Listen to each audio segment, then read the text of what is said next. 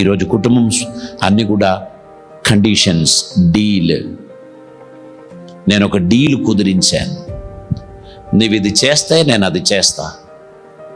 Unconditionally ఏమీ చేయడానికి వీలు కాదు. పాస్టర్ గారు పెళ్లి సమయంలో ఏం చెప్పారు? లేమి అందును, కలిమి అందును, ఆరోగ్యం అందును, అనారోగ్యం అందును, సంపదలో ఇబ్బందులు, అవన్నీ ఇప్పుడు కుదరదు. నీ దగ్గర డబ్బు లేదా?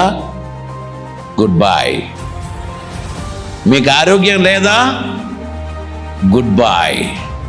ఈరోజు లేమి అందు, కలిమి అందు కుదరదు. కలిమి అందు కలిసి ఉంటాం, లేమి అందు దూరం ఉందాం.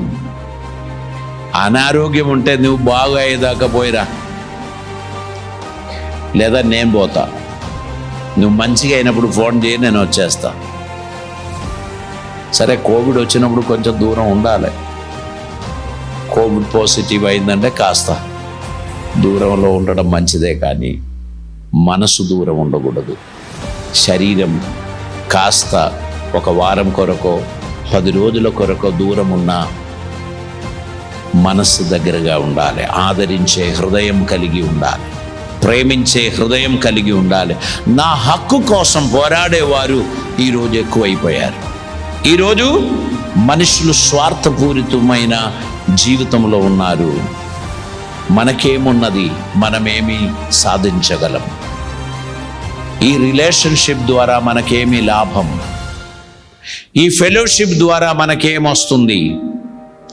మూల్యం నేర్పిస్తున్నారు, ధార్మికత నేర్పిస్తున్నారు, విలువలు నేర్పిస్తున్నారు. అవన్నీ తర్వాత మనకు వేరే ఏమున్నది?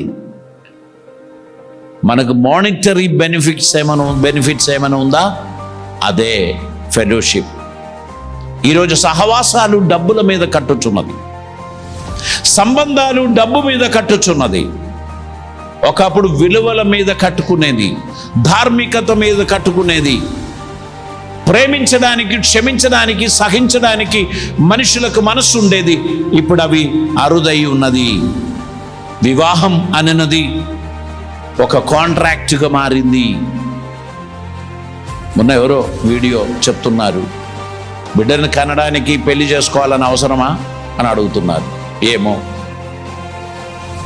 బిడ్డను కనడానికి పెళ్లి చేసుకోవడం అవసరమా అంటే దేశం ఎంత అభివృద్ధి చెందింది, ప్రజలు ఎంత డెవలప్ అయ్యారు, ఏ లెవెల్లో వారు ఆలోచిస్తున్నారు. ఈ బాధ్యతలన్నీ ఎందుకండి మనకు? ఇవన్నీ ఎందుకు బాధ్యతలు? మనం ఫ్రీ బర్డ్స్, ఫ్రీగా ఉండాలి.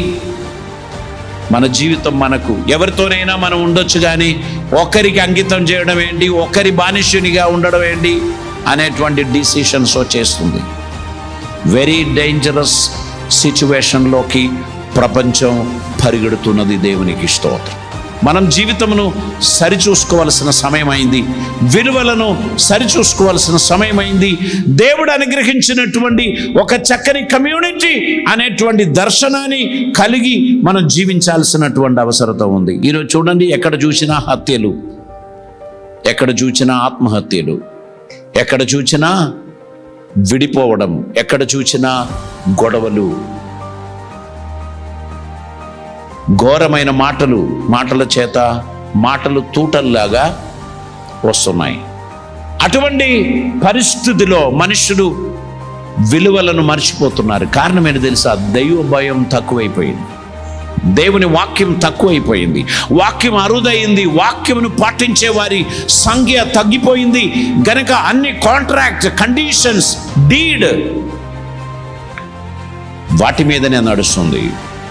అన్కండిషనలీ ప్రేమించడానికి, మనం పాపాత్ములుగా ఉండినప్పుడు సైతం, మనం దోషంలో జీవించినప్పుడు సైతం, మనం అపరాధులుగా జీవించినప్పుడు సైతం దేవుడు మన కొరకు తన కుమారుని వృత్తినిగా చేశాడు.